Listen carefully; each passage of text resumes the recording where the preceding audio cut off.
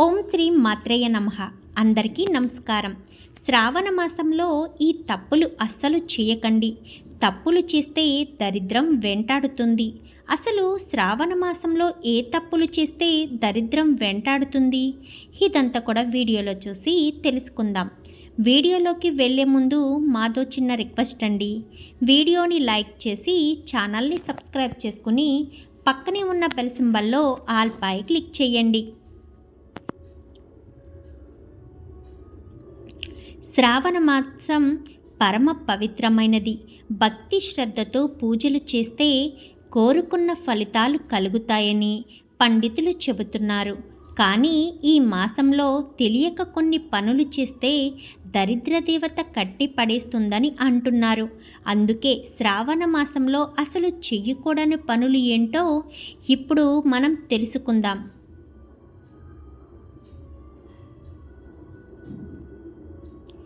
మాంసం మద్యపానం అస్సలు తినకూడదు.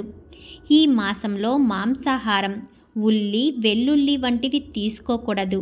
అలాగే మద్యపానం, ధూమపానం చేయడం వల్ల లక్ష్మీదేవికి కోపం వస్తుందని, అనుకున్న పనులు ఆగిపోతాయని పండితులు చెబుతున్నారు.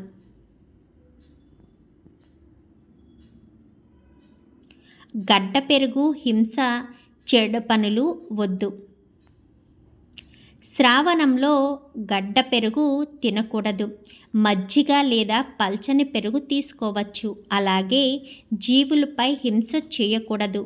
మనసులో ఉచ్చరించకూడదు. జుట్టు కత్తిరించుకోవడం, నూనె రాయడం మానేయాలి. ఈ పవిత్ర మాసంలో జుట్టు కత్తిరించుకోవడం, షేవింగ్ చేసుకోవడం, శరీరానికి నూనె రాసుకోవడం మంచిది కాదని పండితులు సూచిస్తున్నారు. పగటి నిద్ర, రాగి పాత్రలు వాడరాదు. పగటిపూట నిద్రపోవడం పాపమని చెబుతున్నారు. అలాగే రాగి పాత్రలో వండిన వంటలు తినకూడదు. బ్రహ్మచర్యం పాటించాలి. తులసి ఆకులు వద్దు.